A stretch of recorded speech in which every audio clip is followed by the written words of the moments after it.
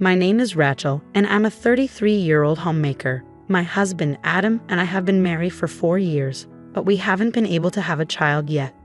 We're undergoing fertility treatments, but conceiving has proven difficult. One day, as I was returning from the grocery store, I noticed a little girl, a complete stranger, squatting in front of my house. I wondered why she was outside in the cold, winter weather without a coat, so I approached her and asked, "Are you waiting for someone? Can you tell me your name?" "Selena." "Selena. Okay. Where's your mother?" "Mommy went somewhere," she replied. "Are you lost? What's your mother's name?" "Mary." "Mary?" My heart sank. Mary, the sender of the letter, was my older sister. She had left home at 20 and never returned.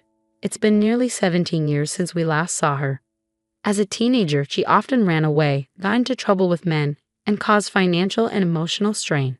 Now to find out she had a child. Selena handed me a piece of paper. My hands shook as I opened it. Inside were the words, "Take care of this child for a while." "No way," I whispered. "Are you Mary's daughter?" "Mommy said to stay here because you're her sister," Selena explained. I took her hand and led her inside. She was freezing and trembling. I wondered how long she'd been outside. Mary had always been an irresponsible sister, but leaving her child like this was shocking. I'd always wanted a child, but couldn't have one. Pushing aside my feelings, I turned on the stove and wrapped Selena in a warm blanket. "Selena, are you hungry?" "Yes, I haven't eaten anything since yesterday." "You haven't eaten?" My concern deepened. "I'll get you some food right away." I heated up some pumpkin soup for her. Yesterday, I made some pumpkin soup and gave it to Selena right away.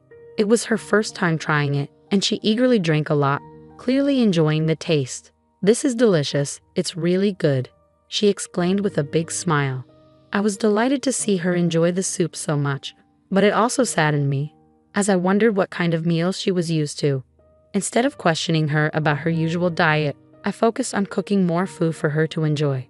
I made fried chicken, an omelet, and rice, and she devoured everything, praising each dish as delicious and tasty. Once she seemed completely satisfied, I suggested we take a bath. It seemed she hadn't bathed in a few days and her hair was greasy. "Selena, how about a bath?" I asked. Her expression tensed for a moment, and I could tell she wasn't entirely comfortable with the idea. "You don't like baths?" I asked. "No, it's fine," she replied hesitantly. I hurried to the bedroom to find some smaller clothes for her to wear as pajamas. When I returned to the living room, Selena was gone. Hearing water running in the kitchen, I peeked in and found her trying to wash her hair in the kitchen sink. "What are you doing? The water is so cold," I exclaimed. "You'll catch a cold." Selena apologized, but I assured her she didn't need to. I wrapped her in a blanket and took her to the bathroom. She seemed amazed as I led her inside. "This is just like the house I saw on TV," she exclaimed. From her reaction, it seemed the house where Selena lived did not have a proper bathroom. It broke my heart to think that Mary made her wash in cold tap water from the kitchen to save on gas money. Holding back tears, I undressed Selena and gently placed her in the warm bathtub. "It's so warm. Are baths always this warm?" she asked, eyes wide with wonder. "Yes, they are. From now on, you can take a warm bath every day," I said. "Really? I'm so happy," she replied with a big smile. I helped Selena warm up and get clean in the bath. Her hair was slightly tangled, but I treated it to make it more manageable, and she soon looked like herself again. After dressing her in my loungewear, we relaxed on the couch in the living room as we waited for Adam to come home. When Adam walked in, Selena seemed startled and drew back in fear. "I'm home," he called out. "Welcome back," I replied. "This is the girl I told you about." "Hello," Adam greeted, but Selena continued to shy away. "It's okay," I reassured her. "This is my husband, Adam. He's very kind, so you don't need to be afraid of him." I explained the situation to Adam, and he was visibly upset. "What? That's unforgivable. We'll keep her here for a while." Of course, I agreed. How could she abandon her own child? Once Adam and I had discussed the situation, we went back to Selena, who was curled up in the living room. I spoke gently to her. "Selena, as I mentioned, this is my husband, Adam." "Hi, Selena. Please call me Uncle Adam," he added. Selena nodded timidly, and I went on to explain. "The three of us will be living together here for a while. Is that okay with you? Is it really okay for me to stay here? Selena asked hesitantly. Of course, I said with a reassuring smile. And once we get settled, you'll be able to go to elementary school. I've never been to school, Selena said quietly. You've never been to school? What about kindergarten? I haven't gone to kindergarten because I'm no one, Selena mumbled. My heart ached hearing her words. She was too young to understand why she might feel this way. I decided not to press her further that day and let her rest instead. The next day, we would find a way to help her adjust to her new life. I informed my parents about Selena's situation, and they rushed over to see us. Upon meeting Selena, they introduced themselves as her grandparents, Grandma and Grandpa, and enveloped her in a comforting hug. Selena seemed puzzled but happy, as if she had never realized she had grandparents before. After entrusting Selena to my parents' care, I headed to City Hall to obtain Mary's family records. To my surprise, Mary was unmarried, and there was no record of any children.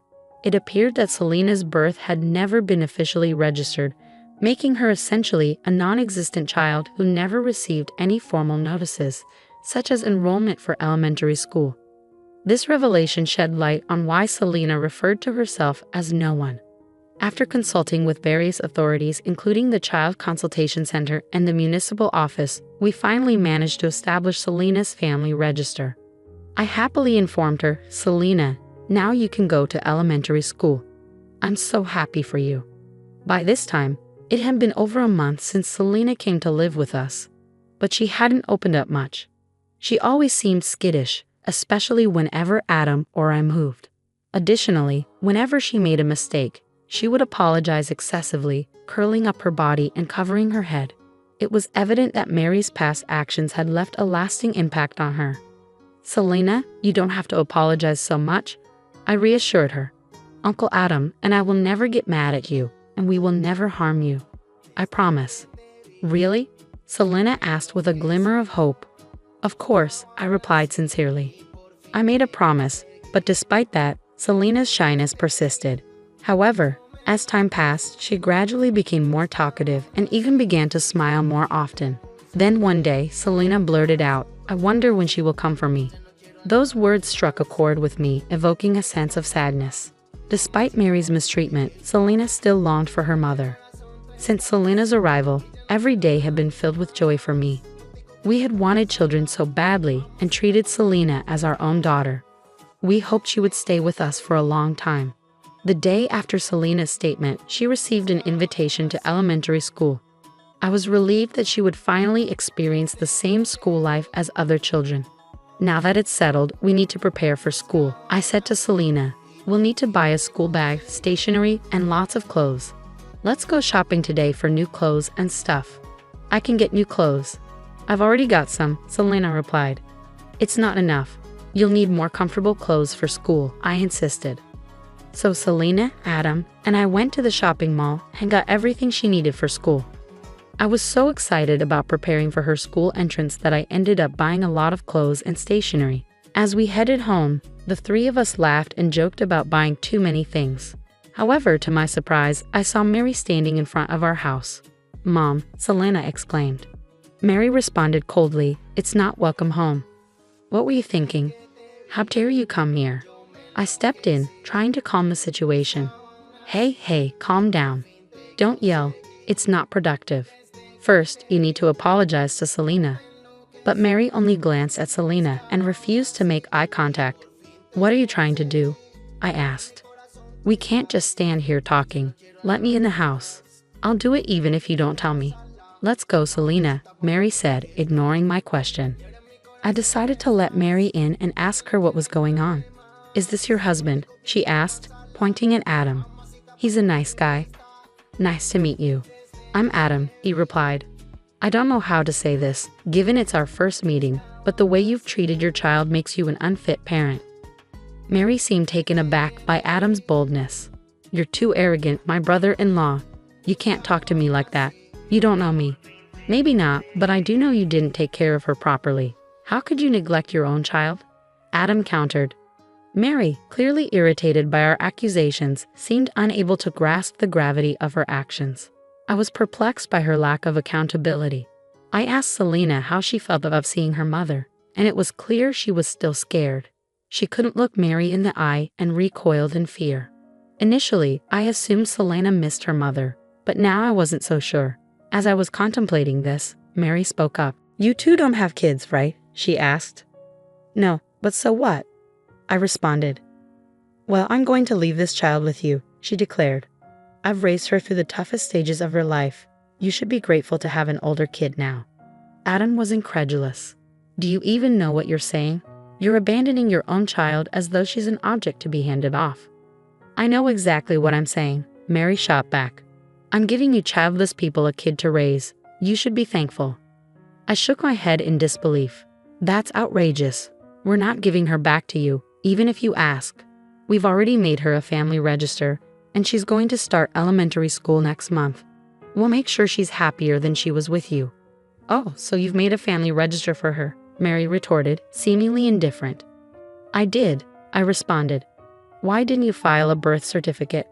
"Because if I had, they would know I have a child. I didn't want to disrupt my life for such a selfish reason." Mary's admission explained why Selena had been unable to attend kindergarten or elementary school. Her callous attitude continued to baffle me. "That's not right. Selena deserves an education. What you've done is neglect, not just active truancy," I told her, knowing that reasoning with Mary was pointless. Mary had apparently broken up with Selena's father before Selena was born and had never registered the birth. To date other men, she often left Selena alone, pretending to be unmarried and childless. Her goal was to find a new partner and raise her child. "We'll take care of Selena," I said, firm in my decision. "But please don't come back to see us again." "Then give me 10 million yen. I'm giving you a person, so 10 million is a small price to pay, right?" Mary demanded. "What are you talking about? You're trying to sell your daughter?" I was horrified. "Of course, I'm not going to pay you though. Selena is a human being," I said firmly. When I refused to pay, Mary threatened to take Selena back and confine her at home, forcing her to wash with cold tap water again. "I won't let you do that," I said. "Fine, 10 million then," she retorted. "Well, I can't get it for you today. You'll have to come back later to pick it up. I'll keep Selena here until then," I said, pretending to agree to her demands to keep Selena safe. "Whatever. I don't want to be bothered with her anyway," Mary replied dismissively. Though I had no intention of paying Mary, I lied quickly to prevent her from taking Selena away. Knowing Mary might return to reclaim her, Adam and I considered what steps we could take next. But before acting, we wanted to understand how Selena felt. "Selena, do you want to go back to your mommy?" I asked her gently. "I don't want to go back. Mom scares me. She always bumps into me and says mean things." "I don't want to go back," Selena confessed. "I see," I said gently. "The other day, you mentioned wondering when your mother would come for you. Was that because you were afraid she'd make you leave us?" "Yes," Selena replied, her eyes downcast. "I was worried that if Mommy came, I'd have to go back to that house. But I want to stay here forever." "I understand," I reassured her. "We'll do everything we can to make sure you can stay with us from now on." With Selena's feelings clear, Adam and I decided to investigate Mary's background further. We contacted an investigative firm known to Adam and discovered Mary was now engaged to a successful lawyer. We formulated a plan to keep Mary from taking Selena away and worked discreetly to prepare everything. A week later, when everything was set, we informed Mary that we had the money and invited her to our home for the exchange. During the meeting, I had my parents care for Selena. When Mary arrived, she immediately asked if I had the money. "I won't give you the money, and I won't give you Selena either," I declared firmly. Mary's expression turned sour. "I came all the way here because you said you had the money ready. Now give it to me. Do you realize how heartbroken Selena is?" I challenged her. "You're trying to sell your own child for money. Unbelievable." "How I raise my child is none of your business," Mary shot back. "Children grow up just fine on their own. You don't understand because you don't have kids. Did you even tell your boyfriend about having a child?" I asked pointedly. "Of course not. He's a successful lawyer and we're getting married next year. We plan to live happily ever after. Don't bother us," Mary said dismissively. Just then, the door opened and Mary's fiancé, the elite lawyer, walked in. He had heard our conversation. "Don't tell me what you just said is true," he said, shocked. Did you lie to me? What's going on? Why are you here? You told me you were unmarried and childless. I've never been married, Mary said. I just happened to have a child by mistake. By mistake? That's a terrible thing to say, Adam exclaimed, disgusted. The lawyer confronted Mary. I was about to marry you without knowing you cheated on me. Of course, I'm breaking off the engagement. You lied to me, so you'll need to pay me alimony. Wait, broken engagement alimony? Please don't leave me, Mary pleaded. Shut up. I can't marry a woman who treats her child like that. I don't even want to see your face, the lawyer replied, turning his back on her. Mary turned to me, her eyes filled with anger. Rachel, you brought him here. Why did you do this to me? Because I knew I couldn't handle it the usual way. I'm going to discuss Selena's case with this lawyer, I explained. I was suspicious, but after hearing your words today, I realized the truth. From now on, this lawyer will represent me and my family. You'll regret making an enemy of a lawyer, Mary threatened. Soon after, a police officer arrived at our house. I had previously reported Mary for child abandonment, and authorities had secretly recorded our previous conversation. I also informed them of her visit that day. Mary was taken into custody for child neglect and abandonment, facing a stint behind bars. Although it was a lengthy and complex process, Selena was eventually allowed to stay with us permanently. The lawyer demanded compensation from Mary for breaking the engagement, and she faced legal consequences. After her release from prison, Mary lost both her fiancé and Selena. Additionally, she had to work hard to pay the alimony and child support, which took a toll on her appearance and ability to attract men. Recently, she stormed into our house, crying and demanding Selena back. She's my baby. Give her back. What are you talking about? Selena is ours now. I won't let you take her back, I told Mary firmly. No, not mommy. Uncle and auntie are mommy and daddy, Selena chimed in. Mary, rejected by her own daughter, walked away in despair. I vowed never to let her regain custody of Selena. Mary would have to reflect on her actions alone. Meanwhile, Adam and I have stopped our painful infertility treatments. The three of us now live our days filled with laughter and joy. I'm grateful for the happiness Selena has brought into our lives, and I hope to spend the rest of my life giving her all the love I can.